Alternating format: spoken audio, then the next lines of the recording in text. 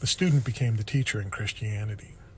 In our latest episode of Drop the Stones, we have our friend Sarah on, the Appalachian Oracle. And in the episode, we touch on a whole bunch of stuff, kind of get on a lot of tangential topics and just discuss a plethora of ideas and subject matter throughout the episode. But a common thread throughout the whole thing was deconstruction and this process and kind of Sarah's background and where she came from and how she got to where she is today. And she touched on something in here where we were talking about the deconstruction and how it started and why. And it was this thing that I think is pretty common with a lot of people, and especially with the younger generations that are in their 20s, maybe 30s now, of this idea of we were taught Jesus altogether too well.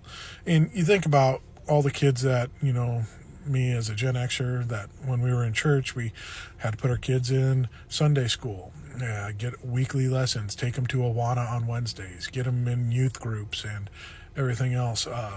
Constantly, nothing outside in the world to be taught or influence them from media or whatever. It was strictly Christian and religious programming.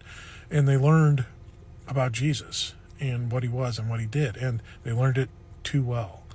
And in doing this, as Sarah said in here, when you started trying to just recount all the lessons you learned and all the teachings you heard, and then compare that and contrast that to what was actually going on in the church from its leadership, from its members, from its body, the two things didn't jive. They were teaching and saying something completely different than how they were acting and doing in the world.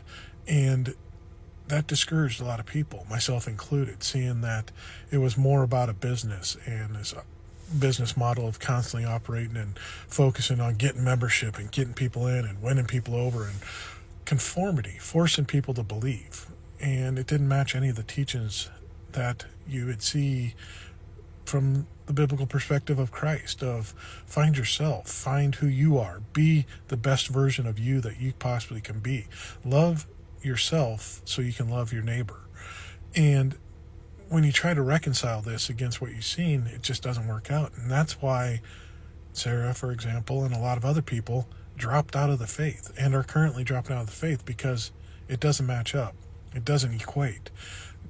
What we're being told and taught isn't what we're seeing in action. And it's this contradictory viewpoint, this hypocrisy that we see that drives us away.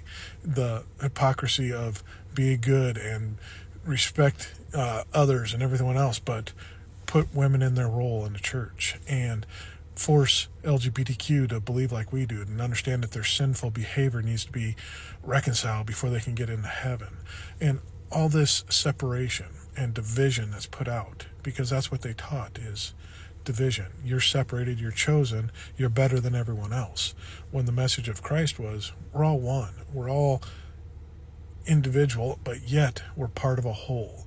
And we need to respect both the individual and the whole. Understand our actions and consequences have effect on the whole, which is going to affect us overall.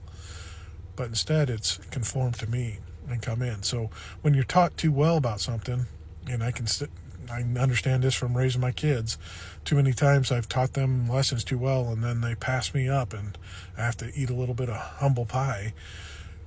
Same thing's happening with the church. They just taught people too well what to believe, and they're actually acting on it and being more Christian now that they actually left the church.